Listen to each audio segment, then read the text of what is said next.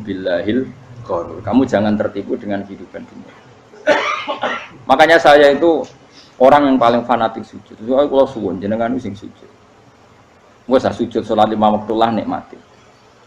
Karena sekali kamu terbiasa mensifati dunia ini penting, nanti kamu akan lupa mensifati akhirat itu penting. Dan itu awal kamu tergelincir dari ansawa isabil, dari jalan yang benar.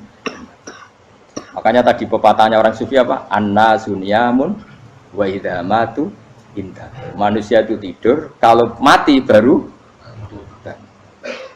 Terus contoh kedua begini. Kenapa Allah begitu murka ketika orang tidak mengerti hak-haknya Allah? Bukan karena Allah anarkis atau keras, tidak. Memang secara akal pasti begitu. Saya sampai tak beda ini. Lihat contoh gampang-gampang saja, tak wari logika. Kalau ada orang buta lewat kemudian nabrak tembok, karena apa? Karena buta kan? Buta itu maknanya apa?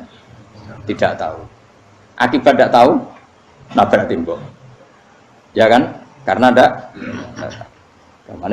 tahu nabrak tembok, karena tidak tahu terjatuh di sungai, karena tidak tahu terjatuh di jurang. Sekarang juga sama. Orang karena tidak tahu pentingnya agama, tidak tahu pentingnya Allah, kemudian dia fokus ke duniawi. Akhirnya ya nabrak tembok. Natijanya sama enggak? Saya ulang lagi ya. Orang buta karena tidak tahu nabrak tembok. Orang fokus untuk perempuan cantik atau melihat apa, kemudian dia tidak tahu depannya juga nabrak. Untuk menjadi nabrak itu syaratnya tidak tahu apa tahu. Bisa dua-duanya. Tidak tahu ya sebabnya nabrak, fokus ke yang lain ya bisa. Maka tidak tahu ya sebab nabrak, fokus ke yang lain juga sebab.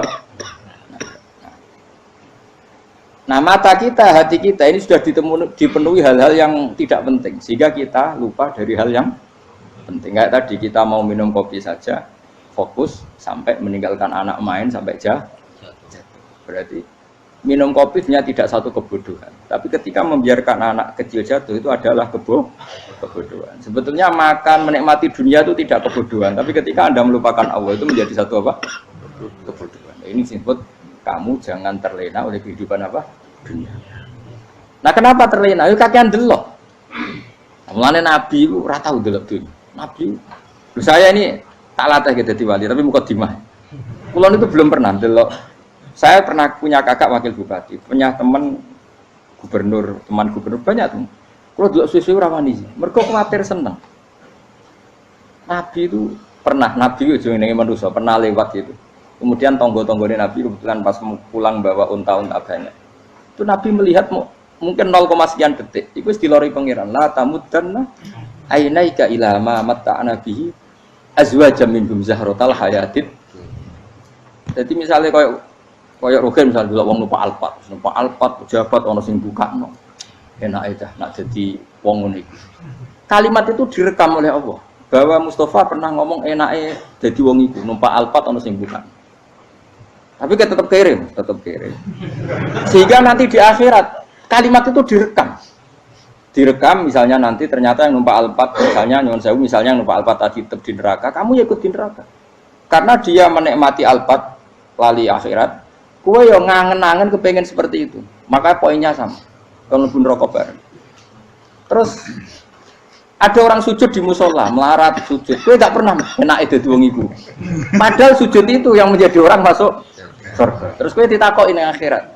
Kowe tahu angen-angen dadi wong sujud mboten nate. Tapi kowe tahu angen-angen mewah nate. Ya seneng ngono kira-kira gitu. Lha iku latara undal pas kowe roh ilmu yakin pas wae mlebu neraka. Iki mulane tak ajari dini kiat-kiat supaya kira mlebu. Makanya latih melihat dunia kok aja kesuwen. Misalnya di konco jadi pejabat. Kalau nanti di keluarga pejabat sampai sekarang pun saya sering punya teman. Buat nanti kalau melihat bahwa dia pejabat. Karena saya takut dosa. Saya melihat dia seorang mukmin yang sujud, yang sholat. Saya bodoh sekali kalau melihat dia pejabat. Karena itu tidak ada artinya di akhirat. Saya sampai sekarang yang saya melihat presiden orang yang mukmin, sehingga saya harus hormat. Saya melihat bupati orang yang mukmin, sehingga saya harus hormat. Melihat sampean ini wong sing mukmin, malah gue jalalan barang ini sudah mukmin plus. Jadi rasa tiga kartu pinter gue jalalan. Jalalan gudel bisa gaya bisa. Gudel lu rano mana nih? Oh, anu gak angger wong iso maca kitab apa? Jos lah. Jadi saya ulang lagi ya. Makanya saya itu nanti kalau sampean alim sudah kayak saya, itu pasti nggak bisa nggak kagum sama sahabat. Sahabat itu, apalagi Rasulullah ya tentu. Sahabat dulu aja yang gampang ditiru. Sayyidina Umar ketika ditusuk oleh siapa Abu Lu'lu siapa? Al-Majusi. Abu Lu'lu itu seorang Majusi. Dan Umar itu orang pendendam. Dia orang pendendam. Tapi tentu karena dia orang baik, ya pendendamnya hal-hal yang baik. Coba kalau kamu ditusuk orang itu dendam nggak? Kira-kira sebagai manusia kan dendam. Itu tanyanya begini sama yang ya taruh sekarang orang dekatnya. Yang bunuh saya tadi siapa? Oh itu Abu Lu'lu Al-Majusi, Hulamul Muhirah. Dia budaknya Muhirah. Majusi, iya ya Umar. Dia sudah mau mati. Itu ngetikan gini, sama siapa alteknya? Alhamdulillahilladzi lam yaj'al maniyati biyadi rajulin sajadalaka sajdah yuhajuni biha yaumal qiyamah. Ya Allah, terima kasih sekali ya Allah. Engkau mentakdirkan saya dibunuh oleh orang yang nggak pernah sujud. Kalau saja dia pernah sujud, maka dia berhak menuntut saya dengan sujudnya untuk masuk surga. Artinya gini, kalau dia ditusuk orang yang pernah sujud, misalnya Sayyidina Umar kok ditusuk oleh Ruhin, kemudian Umar masuk Ruhin masuk neraka, aku tetap pedih Gusti. Isowai sujudnya dia menjadikan nggak berhak masuk neraka. Artinya Umar sangat hormatnya pada sujud itu dia nggak berani. Jadi kira-kira kok Umar sujud kue, itu kira-kira rawani maksud anak kue mlebu neraka. Piye-piye di kekuatan sujud yang mempotensikan tetap dia masuk surga. Makanya dia seneng, dedame kesampaian. Syukur lah anak sing mateni aku ora tau sujud. Jadi tak patut nang neraka langsung bludeng ngene kira-kira gitu. Saking hormatnya ambek sing jenenge sujud. Tapi kita sekarang enggak. Rawong ning musala sujud, ya jan wong nganggur. Otak kita ini sudah PKI lah kamu. PKI halus. PKI yang tanpa kartu, paham? Makanya Allah kalau muji sujud, enggak sampean tak latih supaya baca Quran yang benar. Kayak apa Allah bikin Ka'bah? Kayak apa mulianya Ka'bah? Itu dibikin Allah untuk apa? Lil akifina wa satusai warrukais sujud, dan untuk orang-orang rukuk dan sujud. Ketika Allah menurunkan rezeki di bumi dan di langit, itu perhitungannya Allah masih itu asli. Rabbana liyuqimus shalah faj'al afidatan minan nas tahwi ilaihim warzuqhum minas sama. Gusti, ben nak sujud ku kuat. Piye-piye menungso nak ramangan ra kuat. Nak is kuat di tenaga yo ben sujud. Liyuqimus shalah. Ketika Allah muji orang baik, atta ibunal abidunal hamidunas saihuna satrusé arraqiunas sajid. Yang rukuk yang sujud. Karena tadi ketika nanti Anda di akhirat, kenangan terbaik Anda di dunia itu hanya sujud. Liane itu coba misalnya kena akhirat terus video disetel sih. Pas kongkoi-kongkoi ini perapatan. Bariku nglamonem disetel. Jadi pegawai negeri. Ngayal gajinya sakmene, engko sakmene gue ayo wan terus rekam kabeh. Oh ora sini-sini wong. Terus apa idola sing duwe wadah sing tumpakane Alfa di sekretaris saya. Iku mbok nang utakem iku berpuluh-puluh tahun. Dan itu jumlahnya poinnya misalnya 100.000. Bareng idol anak Kanjeng Nabi mau 10%, cuma gayanya mau coba sholawat. Tapi sebetulnya agak tahu bayang no ini miskinan Mbak Amit nih miskinan. Gayanya mau coba sholawat tapi uteknya orang tahu kepengen melarat koyok. Itu direkam. Makanya dari Habib-Habib sing alim-alim niku almar'u ma'aman ahabba hada targhib wa tarhib. Kita ini kan sering dimotivasi mubaligh. Mubaligh itu kan saya naik dewi nak ngomong. Harus pokoknya seneng Nabi swarga. Dari Habib-Habib sing alim nak ngritik, masalahnya dawe mu almar'u ma'aman ahabba. Wong dibarno wong sing diseneng. Apa kamu bisa menjamin seneng Nabi saudure seneng wong-wong itu? Jangan-jangan kita lebih berkeinginan seperti orang tertentu yang kaya raya, yang terkenal, yang hebat. Meskipun kue oleh sana muni seneng Kanjeng Nabi. Jangan-jangan status cinta kita terbukti ke orang itu. Iya toh misalnya gambarnya pasang neng kamar, wah, partai, uang, kuasa, terus kue nyumbang masjid nyuwun sewu mau 50.000, tapi bareng nyumbang untuk kemenangan orang itu 10 juta, nyebut uang itu satu hari 100 kali, nyebut Nabi pendak sholat, bareng dihitung, dipoling mbak malaikat, disurvei buat dipoling orang pokoknya, dengan cara begini status senangnya orang ini ke siapa? Ya, ono pengajian sholawatan nyumbang 50.000, nanggo pemenangan 1 juta. Diundang hayya ala sholah mlaku ngenteni komat. Tapi nak diundang acara kampanye teko ngarep sedurunge 2 jam misalnya. Dari sekian di polling, terus kadar cintamu ke siapa coba? Dari sekian indikator misal cara polling. Jangan-jangan diputuskan lebih seneng ke itu. Ya sudah almarhum aman. Apa? Makanya kata orang-orang alim almarhum apa? Orang itu terserah disenangi. Masalahnya kita tidak ada jaminan lebih seneng Nabi. Ya orang ada jaminan. Saya aman misalnya. Hitung dewi-dewi. Rasa menang terus kok begitu. So wis kadung terus, so wis kadung. Makanya Sufyan Ats-Tsauri itu dadi wali ku mangsa mergo ibadah akeh mboten. Sufyan Ats-Tsauri gurunya Imam Syafi'i. Dadi wali ku sederhana. Sama tak ceritane orang-orang jadi wali dengan cara yang sederhana. Tapi kan niru copy paste ya, artinya ora apa ya KW lah. Kalau niru gak apa-apa tapi KW kebaikan. Sufyan Ats-Tsauri itu ditanya, "Kenapa kamu sedekat itu sama Allah dan Anda keramat?" Jadi resepnya begini, Pak. Saya itu belum pernah ke masjid nunggu adzan. Paling gak setengah jam, 1 jam sebelum adzan itu saya sudah ada ke masjid. Ditanya, kenapa begitu? Ketoke kok kawula sing elek, moroe ngenteni diceluk. Wis ngerti nak waya yak mono iku Allah nyeluk. Misale saya punya candalem atau saya punya karyawan, tiap jam 8 itu buka toko. Nah, bayangno itu juga. Saya punya karyawan tiap jam 8 tugasnya buka. Selalu buka tokonya ngenteni tak panggil. "Hen Rohen, toko buka." "Siap." Tapi besok yang ngono lagi, "Hen jam 8 buka." "Siap." Tiap hari gitu, kira-kira kendaraan karyawan itu goblok apa sopan? Kira-kira gak jawab deh. Goblok kritik jauh. Nah, Sufyan Ats-Tsauri tidak mau gitu. Wong wis ngerti nek Allah yang mono wayahe manggil. Dadi ya kerja malu wis ning kono. Dadi nek Allah hayya ala sholam pun Gusti. Hayya ala sholam pun penting mriki. Itu sudah dadi wali. Oh, itu saya buat tiru tapi KW lho. Gak masalah, tapi ini kan resep, no? Lho mangkel lo gak kira-kira. Ono karyawan tiap jam 8 kon buka toko. Selalu marane ngenteni di panggil. Jadi wali dulu tuh punya cara muamalah sama Allah tuh luar biasa. Ya ora usah mbok tiru terus kemen dadi wali wis ra iso kadung salah. Biasa wae. Aku lah nganti saiki ya biasa wae. Aku mau masjid ngenteni mekumat ya biasa wae. Tapi aku kan iso dadi wali lewat jalur liya lah aku ya. Jalurku kan akeh. Mulang ya mari wali, sabar ning coba ya mari wali. Jane ana jalur fikir ya mari wali. Tapi kan loro, fikir loro.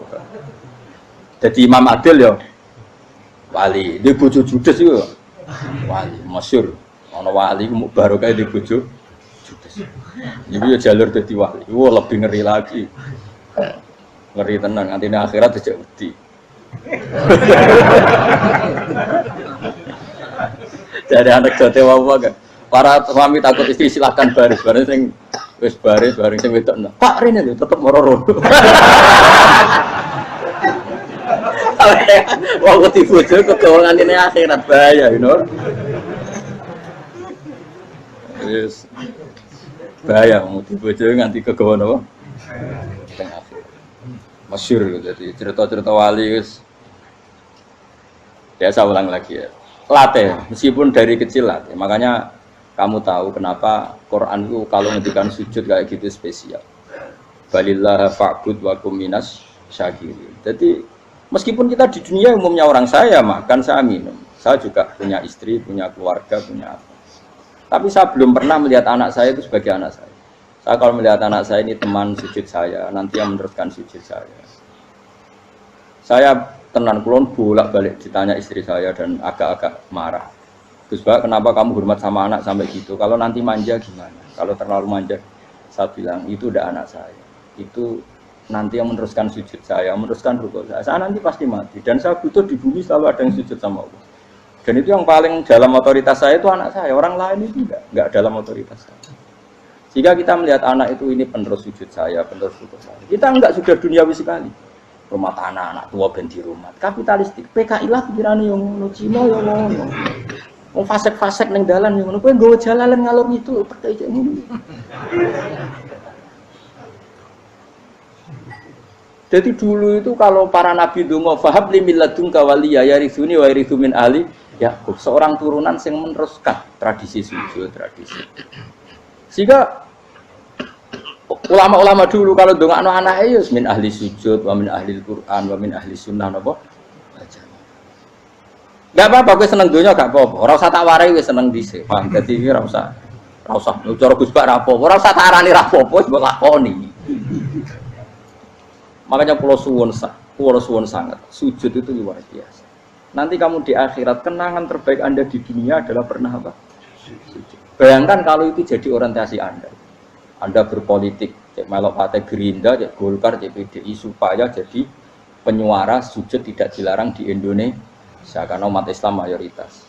Saking mayoritasnya sampai pejabat rasolatnya rawani. Kalau pejabat rasolat bakal dipilih. Itu berarti kamu berpolitik niat bikin satu pressure supaya standar orang benar adalah sing nopo sujud itu ya benar. Kok yang kaya kerja biar bisa beli tanah untuk masjid. Yang orang miskin ikut menopang supaya masjid itu berdiri. Semuanya orientasinya menuju apa?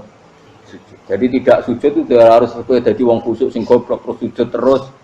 Tahu-tahu negara dikuasai komunis misalnya. Terus akhirnya sujud dilarang. Termasuk menciptakan satu suasana Islami di negara ini juga berarti menciptakan keberlangsungan sujud. Karena dengan suasana Islami berarti sujud tidak dilarang bahkan dianjurkan dan sebagainya. Ini penting saya katakan karena kalau tidak diingatkan ruwet. Nabi itu pernah punya anak dalam. Anak dalam itu setelah mau boyong terus santri itu ditanya, kamu minta apa sama saya? Ya Rasulullah kasih waktu 1-2 hari mau saya pikir. Karena yang menanyakan orang yang sayyidul awalin wal akhirin setelah sekian 2 hari, minta apa kamu? Jalur Anda gak tanggung-tanggung. As'aluka murafaqataka fil jannah. Saya minta jadi temanmu di surga. Oh Nabi kaget tuh.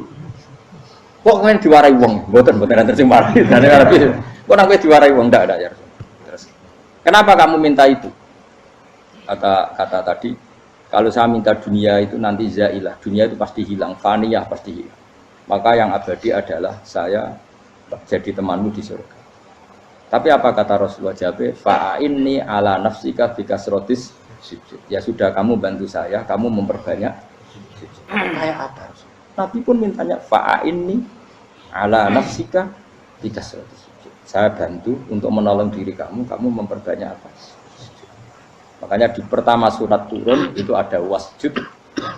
Kamu bersujud dan kemudian mendekatlah kepada Allah. Tapi sekarang enggak. Karena kita kena hijab duniawi, mitra penting, semuanya penting dan semuanya penting itu makna di hati kamu adalah hadun. Bahkan ngidolakno kiai perkara hadun nafsu, kowe nak dadi kiai gede. Wah, teko ditolak al-badru. Wale napu pidato MC ne muni Saiful Fadilah wal Karomah, mbah sauni-unine MC. Bariku disangoni dihormat. Tekan muji ulama wae dari segi dun. Ya, bariku iso wayo akeh macam-macam. Utek nek selek, tekan muji ulama wis dari segi. Makanya saya ini termasuk ulama, kalau kan saya ngebis biasa. Kalau jarang kerso di panggungnya, seneng dulu. Supaya semua ulama udah dipandang secara apa? Dunia. Saya sampai sekarang ngedus anak kulo biasa. Teng pasar gitu biasa. Kulo marung teng pasar mangan gitu biasa. Nak seneng kulo ben atas nama wong alim karena apa? Kalau kita terlalu menikmati dunia, lama-lama orang seneng ulama juga dari sisi dunia. Keren tadi kiai teko disualami dicucupi munggah. Ya enggak apa-apa itu enggak dosa sebenarnya, tapi takut saya utek elek-elek ini ngejolakno perkara duniawi, show-nya itu lho, Pak. Jadi ngene tak pikir teko ngaji bar wis warmu paham karemu ora karep. Mulan ngarep ngaji karemu. Mesti rugi kowe aku tenang ae aku. Ben orang itu latihan ikhlas, napa? Latihan. Lho kadang gitu protes be tiang-tiang. Gus, jenengan sekali-kali nak tidak tak derekno kok umum. Aku itu tidak mengharamkan itu, meneh kula dereng tuwa. Daerah haji malah turun, topa meneh. Dalane ra roh daerah kiai malah ngel-ngel wong. Ngerukin tahu tak kon daerah nang kota, tak kon sepeda motor hen terno ning gone Malibu. Dalane ora roh malah yo nerang. Lha ken dalan akhirat ora roh donya ra roh. Lah tak kowe wong ijo urip. Dalan donya ora roh, dalan akhirat ora mbok roh iku apa. Repot. Jadi kenapa saya tidak mau, bukannya menolak, saya senang kalau kiai-kiai terhormat, senang sekali. Saya senang kalau ada ulama dihormati, karena supaya jadi tradisi ulama itu terhormat. Tapi jangan semua ulama mau dihormati, nanti lama-lama jadi siklus. tekan mencintai kiai saja karena fasilitas. Kowe seneng dadi imam masjid akbar, masjid Istiqlal, imam besar. Seneng mergo kenal presiden, datang dikawal. Seneng dadi sudhes, wah keren salat ngarepe Ka'bah, teko dikawal askar. Ya kalau seneng karena itu kan berarti menjadi dunia. Itu sirinya kenapa Rasulullah ketika ba'da Fathi Mekah sudah menguasai Mekah, sudah naklukkan Mekah Madinah. Nabi itu satu hari terbiasa mau sarapan saja kadang nggak ada yang dimakan. Tanya ya Aisyah, apa saya bisa sarapan? Enggak ya Rasulullah. Ya sudah saya tak puasa. Supaya tetap terkontrol bahwa umatnya mencintai beliau bukan karena kebesaran. Itu Rasul. Itu setelah periode Mekah loh. Jangan kira itu periode Medina. Apa? Itu periode apa? Medina loh. Periode yang setelah Nabi punya segala. Tapi Nabi tetap seperti itu. Kenangannya Aisyah sebagai istrinya apa coba?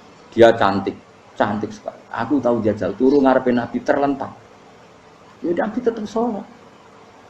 Nah beliau sujud sikilku tak ingkret no. Nah beliau ngadeg tak lonjoro meneh. Jadi Aisyah wa ana muqtaridotun bene adi turu terlentang. Jadi cara ya sudah terlentang. Nabi nak sholat suwi dia tetap sholat. Tapi di bojo ayu orang ngerasa sholat.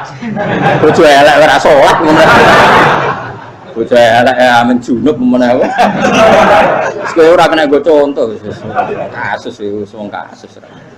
Kowe di bojo ayu prawan turu karepku sida sholat ora bos misale lho.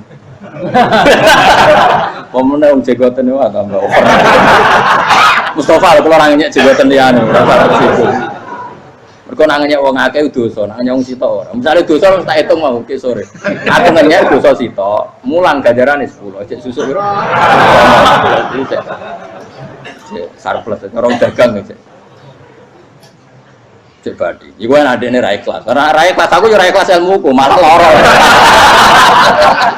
Malah ngerokok ping 13. Makanya ini dipikir ya, saya ulang lagi, harus dipikir secara matang-matang bahwa kita tidak boleh terlena oleh kehidupan dunia. Menjadi bodoh kan Anda minum teh, kemudian anak Anda jatuh di pinggir Anda. Paham ya? Nah, sekarang menyangkut mukjizat. Ini masih tentang ayat ini, nanti sampean tahu logikanya. Tak bedain, tidak jawab satu-satu aja. Karena iman sarannya harus tahu. Fa'lam itu tahu. Fa'lam annahu la ilaha. Ketika sekarang telur, saya memberitahu misalnya, Gen, telur ini udah dipitik, cara kowe mungkin tor. Ayo jawab satu-satu. Mungkin kan? Tapi pertanyaannya, saat telur menjadi pitik kemudian mungkin, dan ayam ini bisa terbang, bisa selingkuh, bisa punya anak turun, itu menjadi mungkin itu kan kamu pun tidak ikut menciptakan. Ikut nggak kamu menciptakan telur menjadi ayam? Tidak kan? Kan di luar kudrah kamu, di luar kemampuan kamu. Tapi kamu bilang itu mungkin. Ada onta yang buting, yang sudah hamil sudah. Kamu bilang nanti onta ini mau punya anak dan anaknya nanti bisa jalan seperti induknya. Kamu katakan apa? Mungkin. Tapi saat Anda katakan mungkin, Anda ikut menciptakan enggak? Enggak kan? Tetap itu kudrahnya Allah. Tetap itu. Maka para nabi itu tidak tahu bedanya antara onta yang keluar dari indukannya dan keluar dari batu. Itu syaratnya jadi nabi, syaratnya jadi wali. Nah, saya kira ono nabi. Makanya Nabi Soleh ditakoki, bukti nak kudrahe pangeran ubi. Lah kamu minta apa kata Nabi Soleh? Silahkan ada unta keluar dari batu itu. Nabi Soleh bisa. Ya tenan terus unta keluar dari batu. Terus kamu gawo.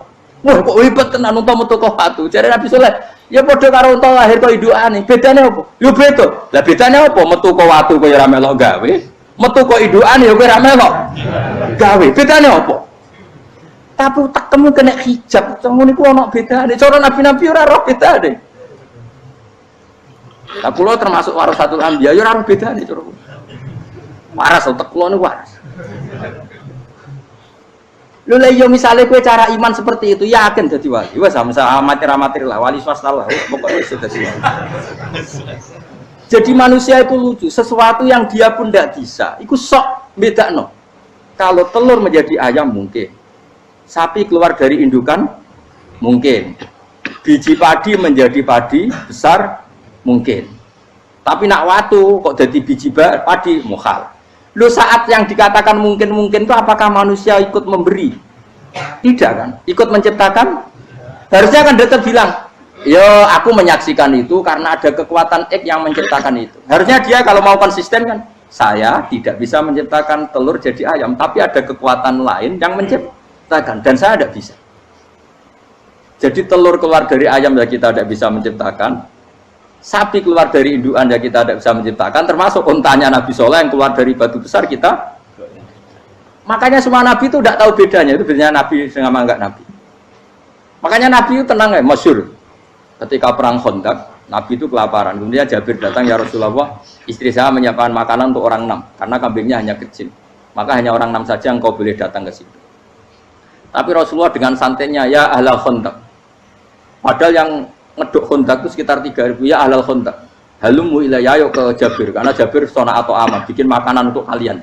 Itu 3.000 orang. Wah, Jabir dimaki-maki sama, sudah bilang untuk orang 6 Nabi, ya apa-apaan orang banyak, itu mesti tidak cukup, kita mana.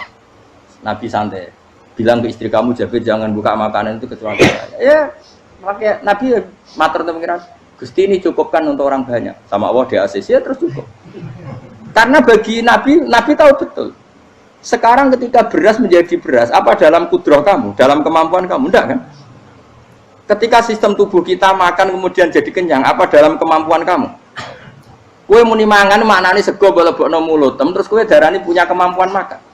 Apa setelah itu kamu mengendalikan sistem saraf kita, sistem urat kita? Enggak kan? Jadi Nabi ora roh bedane, justru itu jadi Nabi. Karena dia enggak pernah terjebak, Nabi enggak pernah terjebak oleh yang dili. Makanya cara pangeran wa ma min dabatin fil ardi wala ta'iri yatiru bi janahihi illa umamun amsalukum. Ketika orang kafir minta bukti kudrohe Allah iku apa? Kanjeng Nabi didono manuk. Lah manuk terbang bukti kudrohe Allah. Ya biasa manuk terbang, wis suwe manuk terbang. Bukti kudrohe ning ndi? Iku teke wis emper. Lha bukti kudrohe ya kowe ora iso gawe kan? Tapi maksudnya wong kafir bukti kudrohe pangeran ku gawe unta kok watu.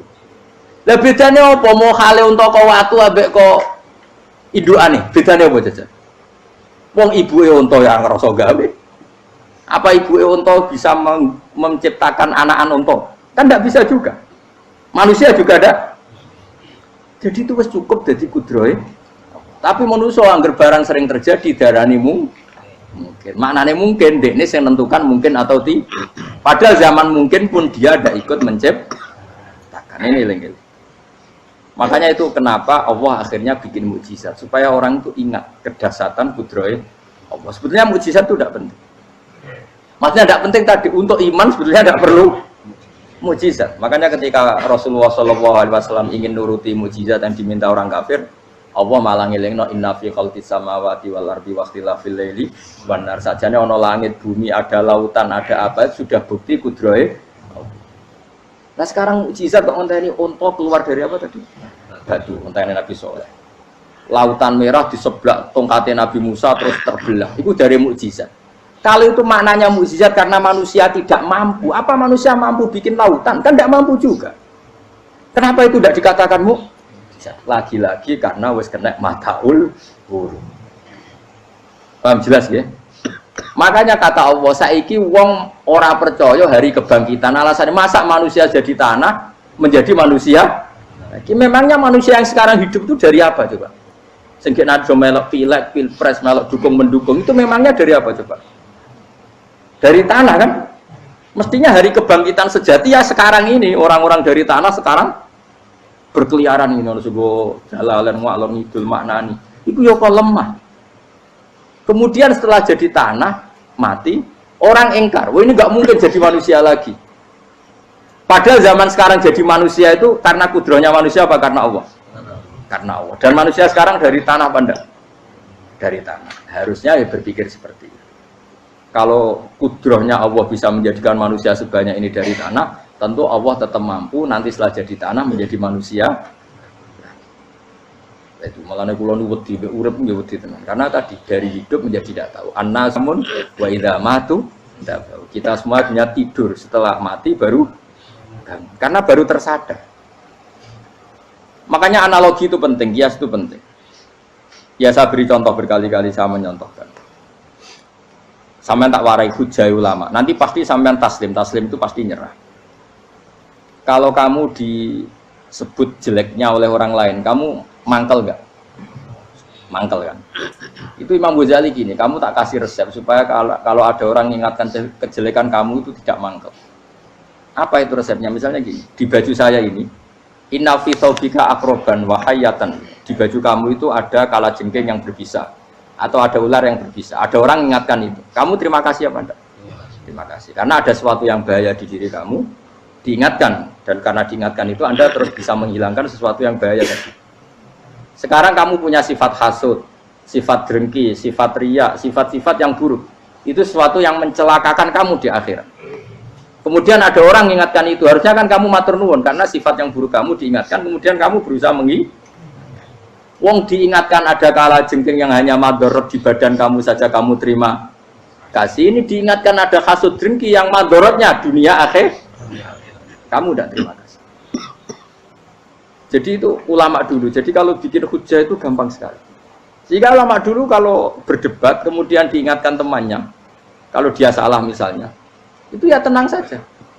Karena mereka cukup punya akal, punya analogi untuk nganggap itu biasa. Kayak diingatkan ada kalajengking di tubuh kamu. Kamu matur nuwun nggak sama ingatkan? Tadi saya ngaji sore, ngaji di sini cerita. Kila itu Imam Ahmad. Itu mudah mereka iman sama Allah dan Rasul. Maka yu'minu billahi wal yaumil akhir falyukrim apa? Jaru. Kalau kamu iman sama Allah dan Rasul maka muliakan tetangga.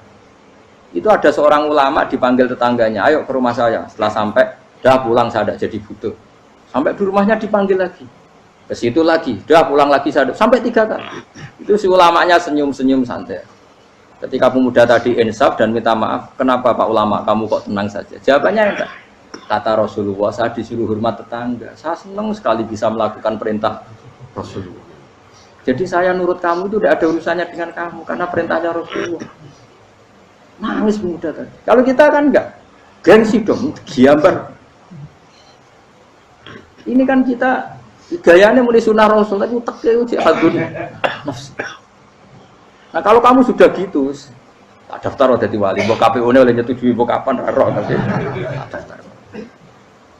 Saya ulang lagi, jadi kamu harus terbiasa dengan kias yang diajarkan Quran ya. Jadi ketika bibijian jadi pohon besar, itu pun kamu katakan mungkin. Padahal ketika kamu katakan mungkin, kamu pun tidak ikut menumbuhkan bibijian jadi pohon asam yang besar. Itu menunjukkan kudrohnya Allah. Artinya sebetulnya kamu hidup semuanya itu hanya menyaksikan kudrohnya Allah tanpa kamu memberi kontribusi. Kenapa kamu yang menentukan mohal dan tidak mau?